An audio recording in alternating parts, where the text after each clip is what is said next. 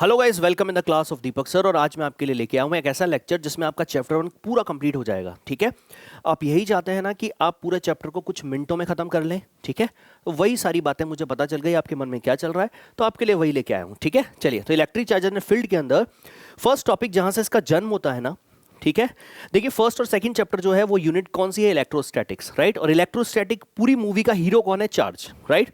तो पहले चार्ज से शुरुआत करते हैं। तो चार्ज मतलब इलेक्ट्रिक चार्ज हमारा फर्स्ट टॉपिक होगा, राइट। इलेक्ट्रिक चार्ज क्या है? Charge is the property of body. Charge क्या होती है? बॉडी की एक प्रॉपर्टी होती है, राइट। अच्छा, अगर किसी बॉडी के पास जितना पॉजिटिव उतना नेगेटिव है तो वो बॉडी कैसी होती है, अनचार्ज होती है या न्यूट्रल होती है, ठीक है। अच्छा, अगर किसी बॉडी से इलेक्ट्रॉन लॉस कर गए तो वो क्या बनेगी, इलेक्ट्रॉन लॉस कर गए तो पॉजिटिव ज्यादा होगा, मतलब बॉडी पॉजिटिव चार्ज हो जाएगी। और अगर किसी बॉडी ने इलेक्ट्रॉन का गेन कर लिया तो वो क्या हो जाएगी, नेगेटिव चार्ज। मेरी बात समझ गए? तो बॉडी का पॉजिटिव और नेगेटिव चार्ज होगी, ये बात हमने समझ ली। इसके अलावा हमारे पास अगर हम चार्ज की बात करें तो टू काइंड ऑफ चार्ज हमारे पास होगा, एक पॉजिटिव चार्ज होता है, नेगेटिव चार्ज होता है। चार्ज की ऐसा यूनिट क्या होती है गाइस, कूलाम होती है, ठीक है। इसके बाद हमारे पास चार्ज 1 कूलाम चार्ज की अगर बात करें तो charge flowing through a wire in 1 second if current in it is 1 ampere. अगर किसी, मान लीजिए हमारे पास करंट का फॉर्मूला क्या होता है, I = Q/T। थोड़ा जल्दी जल्दी चलेंगे, ठीक है ना। तो हमारे पास Q = हो जाएगा, that is what, that is I × T, right. Flow होने वाली करंट अगर 1 एम्पियर है, 1 सेकंड में फ्लो हो रही है, तो वहां पर चार्ज कितना होगा, 1 कूलाम होगा, ठीक है। ये बात कंप्लीट है। चलिए, इसके बाद चार्ज के बाद हमारे पास चार्ज की कुछ प्रॉपर्टीज हैं, जिसमें सबसे इंपॉर्टेंट जो प्रॉपर्टी है वो हमारे पास क्या है, एक है हमारे पास कंजर्वेशन ऑफ चार्ज और एक है क्वांटाइजेशन ऑफ चार्ज, ठीक है।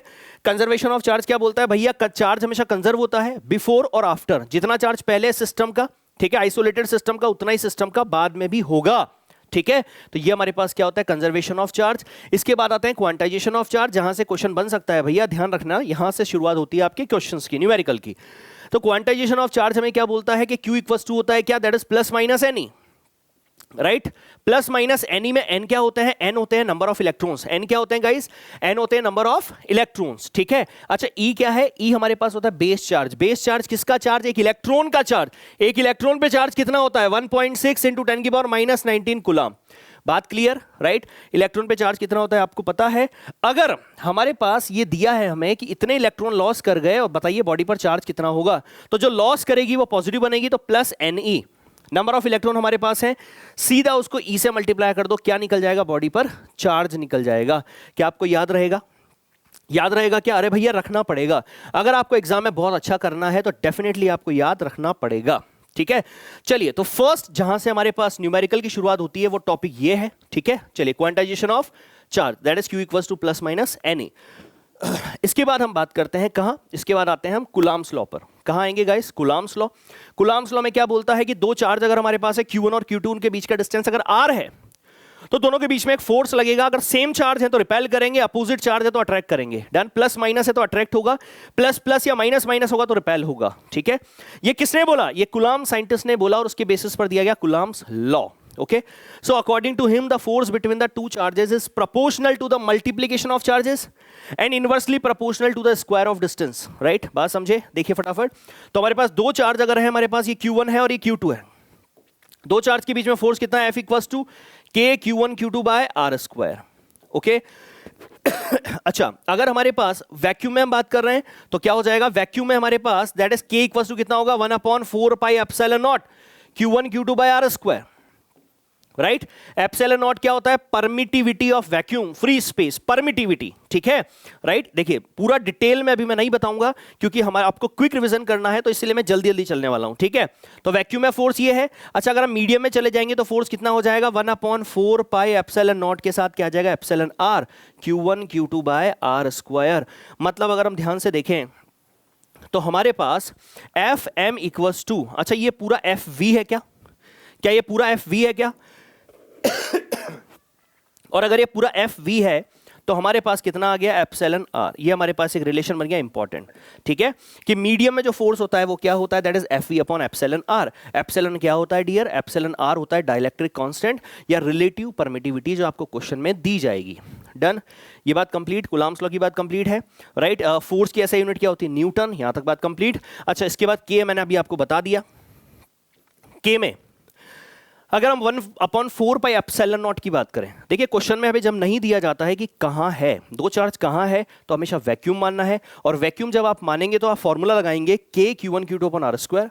k की वैल्यू 1/4 पाई एप्सिलॉन नॉट, और 1/4 पाई एप्सिलॉन नॉट को जब सॉल्व किया जाता है ना गाइस, तो कितना मिलता है हमें 9 × 10⁹, जो आपको याद रखना है अगर आपको न्यूमेरिकल करने हैं तो। ठीक है, और करने हैं भैया, इसीलिए तो मैं आया हूं यार। ठीक है ना, तबीयत खराब है, गला पूरा खराब है, फिर भी आप लोगों के लिए वीडियो बनाए जा रहे हैं। ठीक है, क्योंकि आप लोग पेपर में अच्छा कर सकें। ठीक है, चलिए, तो k equals to what, that is 1/4 pi epsilon 9 × 10⁹, direct numerical में रखना है और सॉल्व कर लेना है। ठीक है, इसके बाद force between the multiple charges, इसका मतलब क्या है?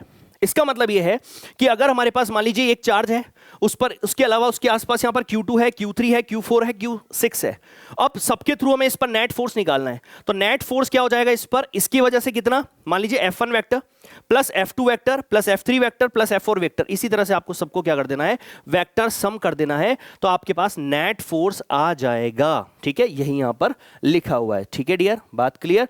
इसी को हम इस तरह से हमने समेशन की फॉर्म में लिखा हुआ है। ठीक है ना, चलिए, यहां पर आपको शो किया हुआ है कौन क्या है, हमें पता है फोर्स एक वेक्टर क्वांटिटी है। ठीक है ना, तो न्यूमेरिकल के बेसिस पे आपको क्या पता होना चाहिए कि हमारे पास अगर कोई किसी चार्ज पर नेट फोर्स निकालना है तो सारे चार्ज मिलकर उस पर फोर्स लगाएंगे। बात समझे? तो सबके थ्रू क्या कर देना है, फोर्स निकालना है। यह ध्यान रखना कि जब अगर ये Q1 है और ये Q2 है, जब आप Q2 की वजह से Q1 पर बात कर रहे हैं ना, तो Q3 की का किसी भी तरह का कोई डिस्टर्बेंस यहां पर नहीं होगा। दो चार्ज पे जब फोर्स की बात की जाती है तो तीसरे से कोई डिस्टर्बेंस वहां नहीं होता है, ध्यान रहेगा आपको। राइट, इससे कुछ क्वेश्चन किस तरह का बन जाता है वो मैं आपको थोड़ा सा आइडिया दे देता हूं ताकि आप लोगों को पूरा पता चल जाए। देखिए गाइस, मान लीजिए हमारे पास ये स्क्वायर है, राइट, ठीक, मान लीजिए हमारे पास इधर लग रहा है 2 न्यूटन, इधर लग रहा है 2 न्यूटन, इधर लग रहा है 2 न्यूटन, इधर लग रहा है 2 न्यूटन। बताइए नेट फोर्स कितना होगा? 0 होगा। 2 2 कैंसिल, 2 2 कैंसिल।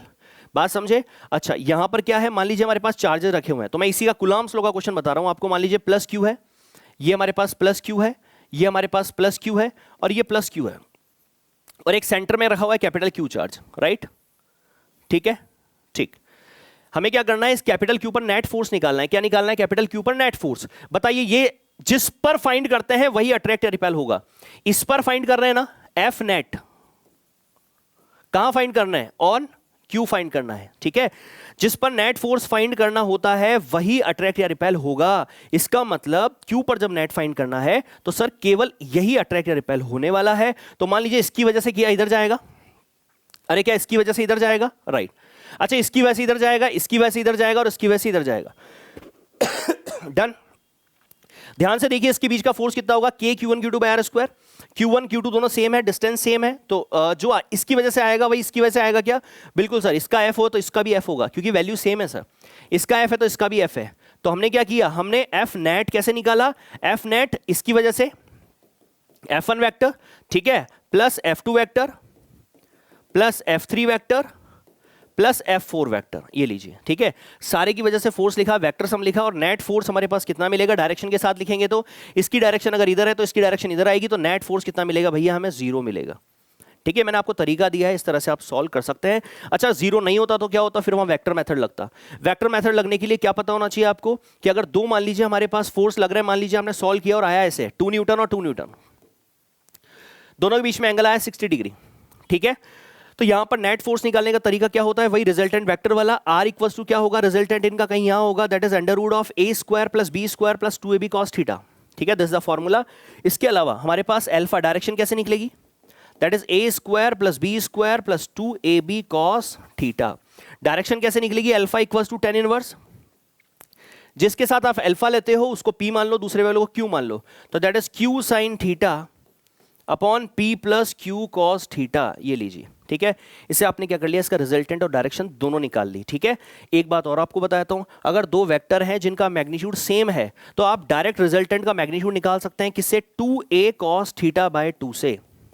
जिसने अभी तक बिल्कुल पढ़ाई नहीं की, ध्यान रखिएगा, अगर इसका मैग्नीट्यूड a है और इसका भी a है, दोनों के बीच में एंगल थीटा है, तो दोनों का रिजल्टेंट जो होगा ना गाइस, मैग्नीट्यूड अगर सेम है तो, केवल ध्यान रखना मैग्नीट्यूड सेम है तो, राइट, तो क्या करने वाले हैं, तो हमारे पास डायरेक्ट हम फॉर्मूला लगाएंगे r equals to 2a cos theta by 2 और अल्फा इक्वल्स टू कितना हो जाएगा? थीटा बाय 2, ये theta by 2। Alpha equals to, done, right. Force की सारी बातें मैंने आपको समझा दी।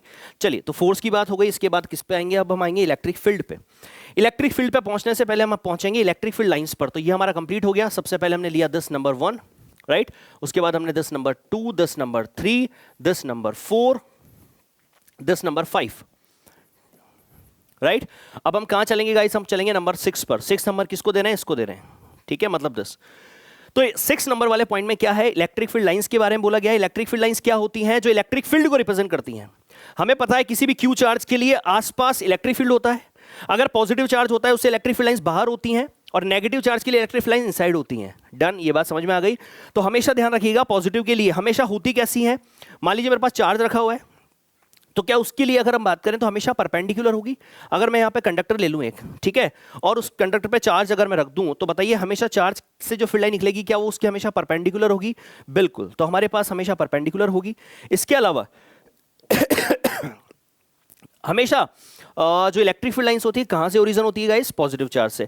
कहां पर टर्मिनेट होती है, नेगेटिव चार्ज पर, ठीक है, टर्मिनेटिंग एट दिस। ये दोनों पॉइंट कंप्लीट। उसके बाद नेवर इंटरसेक्टिंग ईच अदर, दोनों एक दूसरे से कभी इंटरसेक्ट नहीं करती हैं। दो इलेक्ट्रिक फील्ड लाइंस कभी भी एक दूसरे से इंटरसेक्ट नहीं करती हैं। क्यों नहीं करती हैं, ये इंपॉर्टेंट है, क्यों नहीं करती हैं? इसलिए नहीं करती है गाइस कि अगर हमारे पास ये प्लस चार्ज है और ये माइनस चार्ज है, राइट, ये फील्ड लाइन, ये फील्ड लाइन, ये फील्ड लाइन, और ये इसने इसको अगर काटा, तो जहां पर काटेगी वहां टेंजेंट बनाएंगे, तो दो टेंजेंट बनेगी। कितनी बनेगी, दो। और दो टेंजेंट बनने का मतलब होता है इलेक्ट्रिक फील्ड की कितनी डायरेक्शन मिलना, दो। और किसी भी एक फील्ड लाइन के एक पॉइंट पर केवल इलेक्ट्रिक फील्ड की एक ही डायरेक्शन होती है, इसलिए दो फील्ड लाइंस कभी भी एक दूसरे को इंटरसेक्ट नहीं करती हैं, ठीक है। तो ये है हमारे पास इलेक्ट्रिक फील्ड लाइंस, और ये भी कंप्लीट। अच्छा, होती कैसी, इमेजिनरी दिखती है क्या? अरे चार्ज दिखता है क्या, इलेक्ट्रॉन दिखता है क्या? नहीं। कैसी होती हैं, इमेजिनरी होती हैं। डन, ये बात कंप्लीट। इसके बाद हम आते हैं कहां, 7 नंबर। 7 नंबर क्या बोलता है, 7 है इलेक्ट्रिक फील्ड को अगर हम डिफाइन करना चाहें, कैसे डिफाइन करेंगे, देखिए, किसी क्यू चार्ज के लिए आर डिस्टेंस पर इलेक्ट्रिक फील्ड जो है उसको हम डिफाइन कैसे करते हैं, force per unit test charge. कैसे, दोबारा सुनिए, ये क्यू चार्ज है, अगर मुझे क्या करना है, मुझे यहां फील्ड के बारे में बताना है कि यहां फील्ड है या नहीं है, तो मैं यहां पर एक टेस्ट चार्ज को रख दूंगा। टेस्ट चार्ज मतलब ऐसे चार्ज जिसको प्रैक्टिकल करने के लिए काम में ले रहे हैं, ठीक है। तो मैंने टेस्ट चार्ज को रखा, वो पॉजिटिव होता है हमेशा, टेस्ट चार्ज हमेशा कैसा होता है गाइस, पॉजिटिव। तो अगर उस टेस्ट चार्ज पर फोर्स लगा, मतलब इस जगह पर इलेक्ट्रिक फील्ड है, किसका, इसका। और अगर इस जगह पर टेस्ट चार्ज पर फोर्स नहीं लगा, मतलब इस जगह फील्ड नहीं है। सो मतलब गाइस, इलेक्ट्रिक फील्ड को डिफाइन जब किया जाता है तो बोला जाता है कि electric field is defined as force per unit test charge. ये कौन सा चार्ज है, टेस्ट चार्ज, ठीक है, राइट, ये बात कंप्लीट, ठीक। इसके बाद अगर हमारे पास क्यू चार्ज के लिए आर डिस्टेंस पे इलेक्ट्रिक फील्ड की वैल्यू की बात करें, तो फॉर्मूला क्या होता है, K Q by R square. याद रख लो, याद रहेगा, ठीक।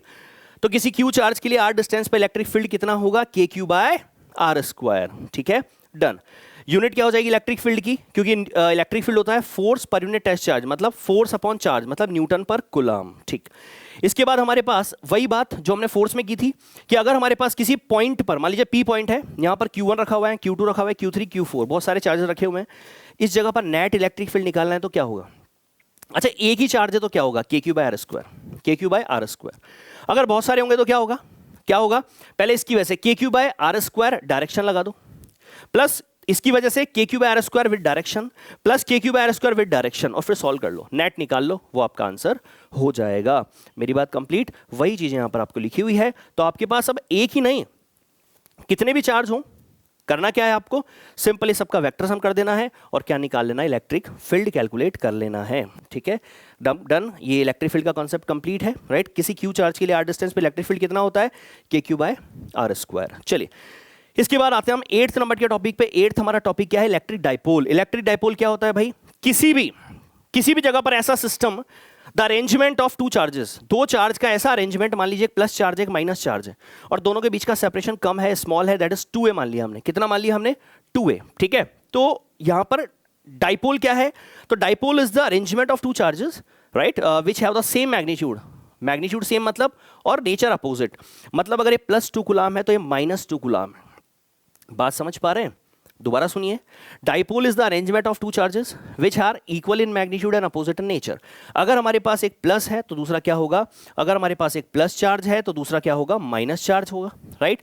मैग्नीट्यूड सेम होगा, अगर ये +4 कूलाम है तो ये -4 कूलाम होगा, मैग्नीट्यूड वैल्यू सेम होगी, नेचर अपोजिट होगा, और सेपरेशन दोनों के बीच का 2 है मान लीजिए, राइट। तो ये तो अरेंजमेंट हो गया डाइपोल। इसके बाद आता है डाइपोल मोमेंट, जिसको हम P से रिप्रेजेंट करते हैं, ठीक है। डाइपोल मोमेंट क्या होता है, dipole moment is the product of charge, दोनों में से किसी भी एक चार्ज का मैग्नीट्यूड ले लो और मल्टीप्लाई कर दो दोनों के सेपरेशन से, इसको बोलते हैं डाइपोल मोमेंट। या फिर अगर मैं इसको D ले लूं, ठीक है, 2a को D मान लूं तो क्या हो जाएगा, that is Q into D, यही होगा ना।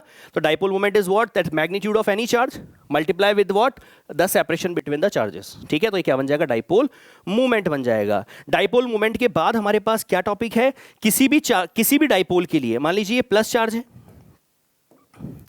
मान लीजिए प्लस चार्ज है और ये माइनस चार्ज है, ठीक है। ध्यान से सुनते जाना, पूरा चैप्टर भी खत्म हो जाएगा तुम्हारा, ठीक है। ये प्लस चार्ज और माइनस चार्ज है। अच्छा, इन दोनों चार्ज को मिलाने वाली लाइन को अगर मैं आगे बढ़ा दूं तो इसको एक्सेल लाइन बोलते हैं, और सेंटर से परपेंडिकुलर को इक्विटोरियल लाइन बोलते हैं, ये, ठीक है। तो अगर मैं एक्सेल लाइन पर किसी पॉइंट पे सेंटर से r डिस्टेंस पर अगर मैं इलेक्ट्रिक फील्ड की बात करूं, इसे बोलते हैं एक्सेल लाइन पे इलेक्ट्रिक फील्ड, तो फॉर्मूला क्या होता है, 2kp/r³। ध्यान रखिएगा, न्यूमेरिकल आते हैं। क्या होता है इलेक्ट्रिक फील्ड, किसी डाइपोल के एक्सिस लाइन पर इलेक्ट्रिक फील्ड r डिस्टेंस पे सेंटर से कितना होता है, 2kp/r³। और इक्विटोरियल पे अगर बात करूंगा तो कितना हो जाएगा, दैट इज kp/r³। तो डायरेक्ट यहां से आपके पास एक क्वेश्चन और बन जाता है कि हमेशा ध्यान रखें एक्सिस पर इक्विटोरियल का डबल होता है, मेरी बात समझेगा, ठीक। तो एक्सिस पर क्या होता है, इक्विटोरियल लाइन का डबल हो जाता है इलेक्ट्रिक फील्ड, बात आपको याद रहेगी, बस यही है, ठीक है। इसके बाद हम क्या कर लेते हैं, अगर हमारे पास एक इलेक्ट्रिक फील्ड है, राइट, इस इलेक्ट्रिक फील्ड के अंदर हमने क्या कर रखा है, डाइपोल को रखा हुआ है, राइट। ये मान लीजिए प्लस चार्ज है और ये माइनस चार्ज है, ठीक है, और सेपरेशन कितना है D, राइट। तो जब इसको ऐसे रखा हुआ है तो मुझे बताइए कि यहां पर अगर मान लीजिए पॉजिटिव प्लेट है और यहां पर एक नेगेटिव प्लेट है, इसी वजह से तो इलेक्ट्रिक फील्ड बन रहा है इस डायरेक्शन में, राइट। तो यहां पर इस पर फोर्स इधर लगेगा और इस पर फोर्स इधर लगेगा, अरे पॉजिटिव पॉजिटिव को रिपेल करेगा ना। तो जब फोर्स लगेगा गाइस, तो मुझे बताइए कि ये ऐसा जो है, क्या ये इलेक्ट्रिक फील्ड में ऐसा घूमना चाहेगा, अरे मेरी बात समझ रहे हो, मतलब ये ऐसा है क्या, ऐसे ऐसा होगा ना। और जब ऐसा होगा ना तो मुझे बताइए कि फोर्स की, देखिए फोर्स की वैल्यू तो क्या है, इधर भी QE, हमें पता है E = F/Q होता है, तो इस पर फोर्स कितना लग रहा होगा, Q × E लग रहा होगा। तो इस पर फोर्स का मैग्नीट्यूड कितना है, QE। अच्छा, इस पे भी कितना है, QE, डायरेक्शन अपोजिट है लेकिन मैग्नीट्यूड तो सेम है। मतलब नेट फोर्स अगर हमसे कोई पूछ ले तो नेट फोर्स 0। ऑब्जेक्टिव के लिए ध्यान रखना कि net force in a uniform electric field on a dipole is what, 0। Uniform electric field में, नॉन यूनिफॉर्म होगा तो फोर्स, नेट फोर्स 0 नहीं होगा, क्योंकि इधर E की वैल्यू अलग होगी, इधर E की वैल्यू अलग होगी, ठीक है। अब जब ये घूमा तो घूमने पे फिजिक्स में नई क्वांटिटी आती है, इसको बोलते हैं टॉर्क। कौन आती है, टॉर्क। टॉर्क का फॉर्मूला आपको डायरेक्ट ध्यान रखना है, दैट इज PE sin θ। क्या ध्यान रखोगे guys, PE sin θ। P is the dipole moment, E is the electric field, θ is the angle between the dipole moment and electric field। याद रहेगा, अगर आपको याद रहेगा तो ये टॉपिक भी कंप्लीट हो गया आपका। चलिए देखिए, टॉपिक नंबर 8 कंप्लीट। क्या क्या बोला जा रहा है देखिए फटाफट। तो electric field due to the dipole axial line, that is 2kp/r³। इसके अलावा एक्सिस लाइन पर that is kp/r³, right. Torque हमारे पास that is PE sin θ, that is complete, dipole complete पूरा, ठीक है। अब आते हैं हम आगे चले तो भैया और इंपॉर्टेंट टॉपिक आने वाला है, ठीक है। ऐसा टॉपिक जहां से 100% क्वेश्चन आता है इस चैप्टर का, ठीक है। ये हो गया। इसके बाद आते हैं कहां, हम चलते हैं अब इलेक्ट्रिक फ्लक्स पर। 8 के बाद आते हैं हम 9 क्या है, इलेक्ट्रिक फ्लक्स। इलेक्ट्रिक फ्लक्स क्या होता है, electric flux are the number of electric field lines. Electric flux are the number of electric field lines. Electric flux are the number of electric field lines which are passing normally or perpendicularly through the surface in the electric field. मतलब ये निकला भाइयों कि अगर हमारे पास ये electric field है और इस इलेक्ट्रिक फील्ड के अंदर मान लीजिए हमारे पास कोई सरफेस ऐसी है, राइट, ये इलेक्ट्रिक फील्ड ऐसा है और इस सरफेस का एरिया वेक्टर, हर सरफेस का एरिया वेक्टर होता है उसके परपेंडिकुलर। इस जगह पर इलेक्ट्रिक फील्ड तो है इधर, और इसका छोटा सा एरिया मान लीजिए कितना, ds। छोटा सा एरिया अगर पूरा ऐसे तो छोटा सा कितना होगा, ds। अरे छोटू, राइट। तो ds और ds अगर ऐसा है तो एरिया वेक्टर इधर होगा, तो ये एरिया वेक्टर इधर, ये ds, राइट। अच्छा, दोनों के बीच में एंगल कितना भैया, एंगल थीटा है। और अगर एंगल थीटा है तो यहां पर ये बोला जाता है गाइस कि इस सरफेस से निकलने वाली जो फील्ड लाइंस होगी, जो सरफेस के परपेंडिकुलर होती हैं, उन्हीं को बोला जाता है फ्लक्स। तो छोटे से जगह से निकलने वाला फ्लक्स भी छोटा, छोटी सी जगह से वाला छोटू, तो हमारे पास डी फाई बराबर क्या आ जाएगा, E D S cos theta. क्या आ जाएगा, छोटे से जगह से निकलने वाला फ्लक्स कितना, डी फाई, छोटा होगा E D S cos theta. अब देखिए कैसे आप उसको उड़ाते हो। मान लीजिए हमारे पास इलेक्ट्रिक फील्ड इधर है, राइट, और इस सरफेस का ये एरिया वेक्टर इधर है। तो अगर सरफेस ऐसी है ये, तो इसका एरिया वेक्टर इधर होगा, इससे निकलने वाला फ्लक्स कितना होगा बताइए, पूरी सरफेस से निकलने वाला कितना होगा, E S cos theta. Theta कितना, एरिया वेक्टर इधर, इलेक्ट्रिक फील्ड भी इधर। यहां पर थीटा किसके बीच का एंगल है guys, theta is the angle between किसके बीच में, electric field and area vector. बात कंप्लीट, राइट। तो थीटा तो फर्स्ट केस में अगर मैं बात करूं, मान लीजिए मेरे पास इलेक्ट्रिक फील्ड है, सरफेस ऐसी रखी हुई है, इसका एरिया वेक्टर भी इधर है, तो बताइए डी फाई बराबर क्या आ जाएगा, क्या डी फाई बराबर ई डी एस आएगा क्या, राइट। इसका इंटीग्रेशन करूंगा तो फाई बराबर आ जाएगा ई एस, डन, ठीक है। अच्छा, अगर सरफेस ऐसी है तो इसका एरिया वेक्टर ऊपर होगा, इलेक्ट्रिक फील्ड इधर है, बताइए एरिया वेक्टर और इलेक्ट्रिक फील्ड के बीच में एंगल कितना, 90, और 90 अगर है तो डी फाई इक्वल टू क्या होगा, E D S cos 90। Cos 90 zero होता है, तो भैया हमें दिख भी रहा है कि सरफेस जब ऐसी है तो इसके परपेंडिकुलर एक भी फील्ड लाइंस पास नहीं हो रही है। क्यों, क्योंकि सारी फील्ड लाइंस ऐसे पास हो रही है, डन, बात कंप्लीट, ठीक। सो माय डियर, तो इलेक्ट्रिक फ्लक्स हमारे पास हमने क्या बोला कि सर इलेक्ट्रिक फ्लक्स जो होता है that is E D S cos theta होता है। आप उसको ऐसे भी लिख सकते हैं, E vector dot D S vector. जब दो वेक्टर के बीच में डॉट प्रोडक्ट होता है तो हम उसको क्या बोलते हैं, E D S cos theta. Okay मेरे बच्चों, ठीक है। चलिए, तो ये भी आपका कंप्लीट हो गया। अब हम किस पर आएंगे, अब आएंगे हम सुपरस्टार, और आगे चलेंगे, और आगे चलेंगे तो हमारे पास आएगा गॉस लॉ। क्या आएगा, गॉस लॉ, ठीक है। अच्छा गॉस साइंटिस्ट थे, गॉस ने क्या बोला भाई, गॉस साइंटिस्ट ने क्या बोला, गॉस साइंटिस्ट ने बड़ी प्यारी बात बोली। उन्होंने बोला भैया काहे परेशान होते हो, राइट। किसी भी सरफेस से निकलने वाला जो फ्लक्स होगा, सरफेस होनी चाहिए क्लोज्ड, ध्यान से सुनना। उन्होंने बोला कि किसी भी क्लोज्ड सरफेस से निकलने वाला जो फ्लक्स होता है, अगर क्यू उसके अंदर रखा हुआ है, तो इससे निकलने वाला जो फ्लक्स होगा कि नहीं होगा, होगा। तो इन्होंने बोला कि किसी भी क्लोज सरफेस से निकलने वाला जो फ्लक्स होता है वो हमेशा होता है क्या, summation Q by epsilon not. मतलब जितना चार्ज अंदर है अपॉन एप्सिलॉन नॉट कर दो, क्या मिल जाएगा आपको, इलेक्ट्रिक फ्लक्स मिल जाएगा उस सरफेस से निकलने वाला। बात समझे। अब लोगों ने बोला कि अगर हम स्फीयर की जगह क्यूब रखेंगे, कुछ भी रखेंगे, क्लोज सरफेस सिलेंडर लेंगे, उसके अंदर चार्ज रख दिया, फ्लक्स कितना होगा। सिंपल, उन्होंने बोला कि भैया जितना चार्ज अंदर होगा ना, अगर मान लीजिए हमारे पास एक सिलेंडर हमने ले लिया, Q1 है चार्ज, Q2 है, दोनों जो चार्ज है हमारे पास, क्या हो जाएगा फ्लक्स निकलने वाला, Q1 plus Q2 by what, epsilon not. ये लो, राइट। लोगों ने पूछा कि अगर भैया हमारे पास एक स्पेयर है, चार्ज यहां रखा हुआ है, बताइए अब इससे निकलने वाला फ्लक्स कितना होगा, तो उन्होंने बोला जीरो। क्यों, क्योंकि उन्होंने केवल क्लोज सरफेस के अंदर की बात की थी, राइट। तो अब फ्लक्स जीरो है। लोगों ने पूछा क्यों, क्योंकि देखिए जितना फ्लक्स इधर से एंटर करेगा उतना फ्लक्स इधर से बाहर निकलेगा, नेट कितना हो जाएगा, जीरो। तो इसलिए क्लोज सरफेस के लिए अगर बाहर चार्ज है तो नेट फ्लक्स कितना होता है, जीरो। और क्लोज सरफेस के अंदर अगर चार्ज है तो फ्लक्स कैसे निकलेगा, उस चार्ज को आप क्या कर दो, एप्सिलॉन नॉट से डिवाइड कर दो, तो क्या निकल जाएगा आपके पास, फ्लक्स। चलेगा, इस तो लाइट चली गई थी, ठीक है। मैंने आपके लिए वापस एक बार सीक्वेंस में बना दिया है, मैंने किस तरह से हमने स्टडी की है। ये फ्लो चार्ट आपके दिमाग में सेव हो जाना चाहिए, इसका स्क्रीनशॉट ले लो अभी, ठीक है। चलिए, तो हम बात कर लेते हैं। हमारे पास सबसे पहले हमने क्या डिस्कस किया, हमने पूरा लाइन से डिस्कस करते हुए आ रहे हैं। हमने इलेक्ट्रिक फ्लक्स भी डिस्कस कर लिया है, गॉस लॉ भी डिस्कस कर लिया है। गॉस लॉ ने क्या बोल दिया भैया, अब तो बताने की जरूरत नहीं है ना, कि अगर हमारे पास कोई भी क्लोज सरफेस है तो निकलने वाला फ्लक्स कितना होगा, दैट इज क्यू, उसके अंदर जो चार्ज है that is upon epsilon not, ठीक है। तो हमारे पास 9 नंबर पे हमने गॉस लॉ को भी डिस्कस कर लिया है। अब इस गॉस लॉ को काम में लेते हुए इसकी कुछ एप्लीकेशंस हैं गाइस। वो एप्लीकेशंस क्या है, ध्यान से सुन लीजिएगा। गॉस लॉ की एप्लीकेशन में हम बात करेंगे कि हमारे पास सबसे पहले अगर हमारे पास कोई मान लीजिए स्पेयर है, ध्यान से, यस शेल है, मान लीजिए क्या हमारे पास एक शेल है, तो शेल की रेडियस हमारे पास मान लीजिए दैट इज कैपिटल आर। तो इससे बाहर किसी आर डिस्टेंस पर पी पॉइंट पर इलेक्ट्रिक फील्ड कितना होता है, K Q by small R square होता है, याद रखना। शेल के लिए कहां, बाहर किसी डिस्टेंस पर, आप होलो स्फीयर भी बोल सकते हैं, ठीक है। इसके अलावा या कंडक्टिंग स्फीयर भी बोल सकते हैं, क्योंकि कंडक्टर पर सारा चार्ज कहां होता है, सरफेस पर, ध्यान रखिएगा, बात समझ गए, ठीक। इसके बाद हमारे पास अगर सरफेस पे पूछा जाए इलेक्ट्रिक फील्ड तो कितना होगा, K Q by capital R square, surface पर पूछा जा रहा है तो, ठीक है। इसके बाद अगर अंदर पूछा जा रहा है तो इनसाइड कितना होता है, 0 होता है, क्योंकि अंदर कोई चार्ज नहीं है। कंडक्टिंग स्फीयर में, होलो स्फीयर में, शेल में अंदर चार्ज नहीं होता है, तो अंदर इलेक्ट्रिक फील्ड कितना होता है, 0। याद रहेगा क्या? इसके अलावा अगर हमारे पास सॉलिड स्फीयर है या एक यूनिफॉर्मली चार्ज डिस्ट्रीब्यूशन वाला स्फीयर है, तो इसके लिए बाहर कितना होगा, रेडियस इसकी कैपिटल आर है, तो बाहर किसी आर डिस्टेंस पर कितना होगा, K Q by small R square.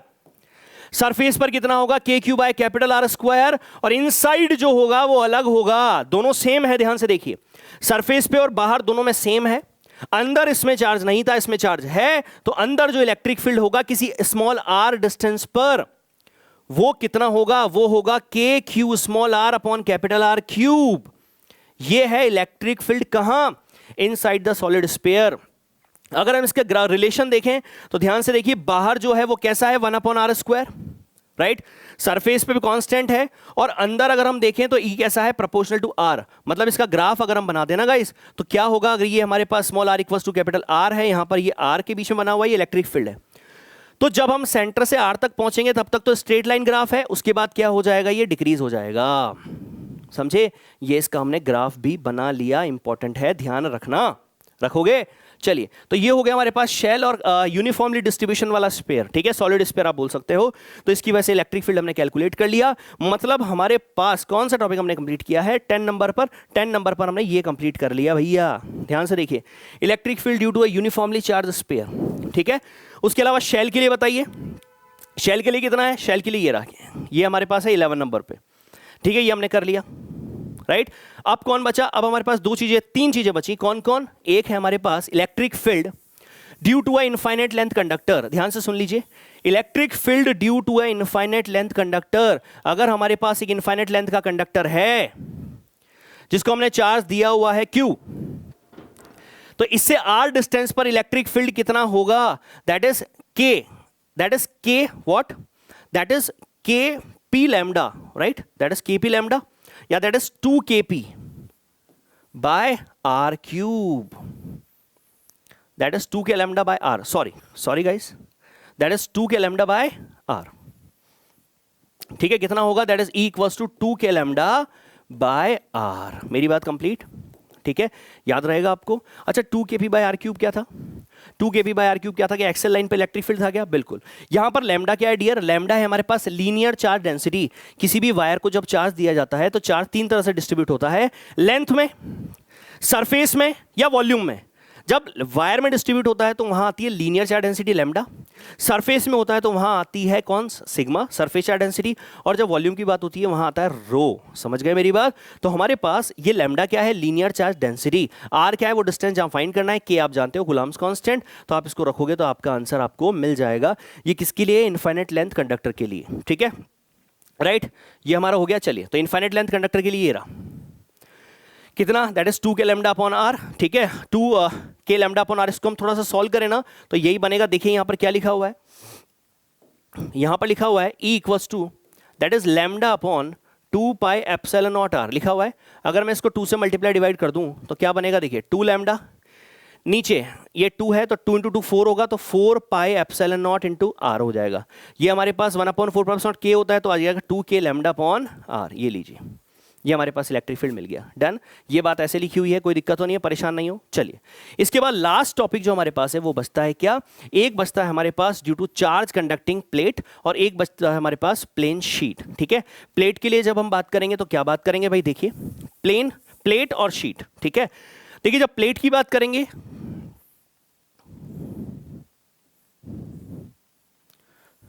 तो आपके दिमाग में इस तरह का डायग्राम बनना चाहिए। अगर ये नहीं बना तो आप गलती कर जाओगे, ठीक है। और याद रखिएगा, इससे किसी डिस्टेंस पर, आर डिस्टेंस पर जो इलेक्ट्रिक फील्ड होगा वो कितना होगा, वो हमें पता होना चाहिए। तो इसके लिए किसी आर डिस्टेंस पर इलेक्ट्रिक फील्ड कितना होता है, that is sigma upon epsilon not. Electric field कितना होगा, सिग्मा अपॉन एप्सिलॉन नॉट। और अगर हमारे पास शीट है तो शीट के लिए अगर आप चार्ज उसको देते हो तो चार्ज उसका पूरा यूनिफॉर्मली डिस्ट्रीब्यूट हो जाता है, और यूनिफॉर्मली डिस्ट्रीब्यूट जब हो जाएगा तो यहां पर जो हमारे पास इलेक्ट्रिक फील्ड आएगा ना गाइस, वो इलेक्ट्रिक फील्ड कितना आएगा, वो इलेक्ट्रिक फील्ड आएगा E equals to that is sigma upon 2 epsilon naught, right. यहां कितना, सिग्मा अपॉन एप्सिलॉन नॉट, वहां कितना, सिग्मा अपॉन 2 एप्सिलॉन नॉट। एक तरह से हम अगर देखें तो यहां पर, अच्छा इसका मीनिंग क्या है, प्लेट का मतलब और शीट का मतलब हम थोड़ा सा अगर इसको जल्दी से समझने की कोशिश करें तो क्या होगा, मान लीजिए हमारे पास अगर कंडक्टर है, ठीक है, तो कंडक्टर में चार्ज सारा सरफेस पे होता है, बिल्कुल यहां पर प्लेट में वैसा ही है। जैसे आप इसको चार्ज देते हो, चार्ज कहां डिस्ट्रीब्यूट होगा, सारा सरफेस में, राइट। अंदर चार्ज होगा क्या, नहीं, अंदर चार्ज जीरो होता है, ठीक है। और इसकी वजह से आर डिस्टेंस पे इलेक्ट्रिक फील्ड कितना आता है, sigma upon Q, sigma upon epsilon naught. और जब हमारे पास एक शीट है, प्लेन यूनिफॉर्मली चार्ज शीट है, तो शीट को जब हम चार्ज देते हैं तो पूरा चार्ज उसमें डिस्ट्रीब्यूट हो जाता है, और उसके लिए जो नेट इलेक्ट्रिक फील्ड आता है वो कितना आता है, सिग्मा अपॉन 2 एप्सिलॉन नॉट। मेरी बात कंप्लीट अच्छी तरह से, ये पूरा फर्स्ट चैप्टर आपका कंप्लीट है। इसमें एक चीज इंपॉर्टेंट आप ध्यान रखिएगा कि हमारे पास शीट की वजह से जो इलेक्ट्रिक फील्ड है या प्लेट की वजह से जो इलेक्ट्रिक फील्ड होता है वो डिस्टेंस पर डिपेंड नहीं करता है। मतलब अगर हमारे पास एक शीट है, राइट, उसकी वजह से इलेक्ट्रिक फील्ड 2 मीटर पर जितना है उतना ही 4 मीटर पे भी होगा, मतलब डिस्टेंस पर इलेक्ट्रिक फील्ड डिपेंड नहीं करता है। बात अच्छी तरह से समझ में आ गई क्या, राइट अच्छा, इससे अगर कुछ क्वेश्चन बन जाए तो इस तरह का क्वेश्चन बहुत बार बना करता है कि मान लीजिए हमारे पास एक शीट है, यहां पर एक और शीट है, राइट, दोनों पर चार्ज डेंसिटी सेम है, तो बताइए यहां और यहां इलेक्ट्रिक फील्ड क्या होगा, तो बताइए मुझे यहां पर क्या हो जाएगा हमारे पास, इसकी वजह से इलेक्ट्रिक फील्ड इधर होगा, इसकी वजह से भी इलेक्ट्रिक फील्ड इधर होगा, तो sigma upon 2 epsilon not, sigma upon 2 epsilon not कितना हो जाएगा, सिग्मा अपॉन एप्सिलॉन नॉट। अच्छा इस जगह देखिए, ये इसको इधर भेजेगा, रिपेल करेगा, और इधर इलेक्ट्रिक फील्ड इधर होगा, तो नेट इलेक्ट्रिक फील्ड बीच में कितना हो जाएगा, 0। और इस तरफ बात करेंगे तो वही सेम हो जाएगा, sigma upon 2 epsilon not, sigma upon 2 epsilon not, sigma upon epsilon not. तो मतलब इस तरह का क्वेश्चन आ जाए तो आप कर सकते हैं ना, राइट तो ये गॉस लॉ जब हमने कंप्लीट किया तो पूरा चैप्टर अब खत्म हो जाता है, ठीक है। तो एग्जाम के लिए ढंग से प्रिपरेशन अगर आपको करनी है, पूरा वीडियो एक बार वापस से देख लेना। अगर एक बार में थोड़ी सी दिक्कत आई हो, दोबारा जैसे ही देखोगे पूरा चैप्टर आपके दिमाग में चला जाएगा कुछ मिनटों के अंदर, ठीक है guys, best of luck, okay.